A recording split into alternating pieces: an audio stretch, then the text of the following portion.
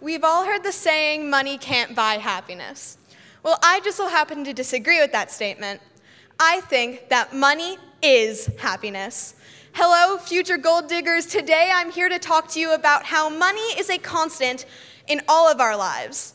Some may say it's more of a constant than something like a relationship. This is what has led me to believe that marrying for money is better than marrying for love. There's a multitude of reasons as to why marrying rich is better than marrying for love, but some of the most prominent ones are that love hurts. Just because you choose to marry for money doesn't mean you can't have love as well if that's what you choose, and money can, in fact, buy happiness. To begin, love is pain. I'm sure everyone here has either watched a movie or listened to a song about being in love. Although some of these movies and songs demonstrate the good feelings about being in love, there is more than you can see at surface level. There are just as many songs that demonstrate how much love can hurt you.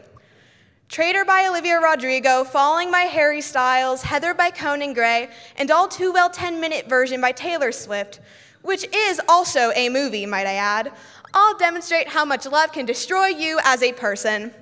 Do you really want to experience that? If you're like me, and well, don't, money is the solution. Money can't break up with you.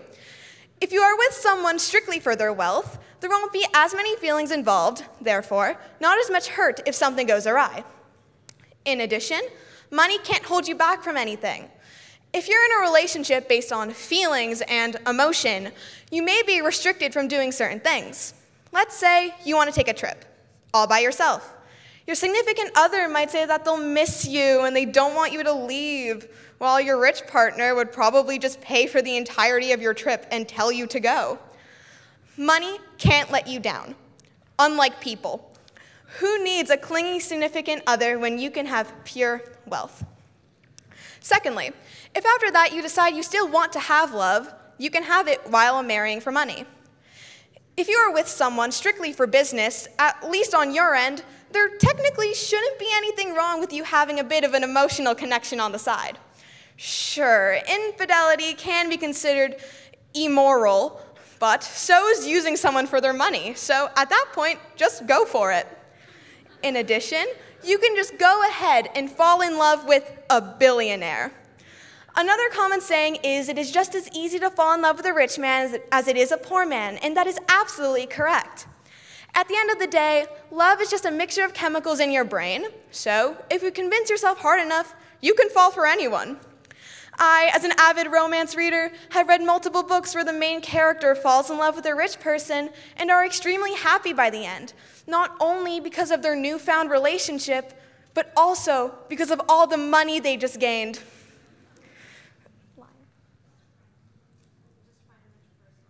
Just find a rich person, get them to fall in love with you, make them sign a few things, and after a few months with the illusion of love, boom, divorce. You can also just find a really old and rich person, get them to marry you, convince them to give you the entirety of the will so that when they inevitably die, you're the rich one.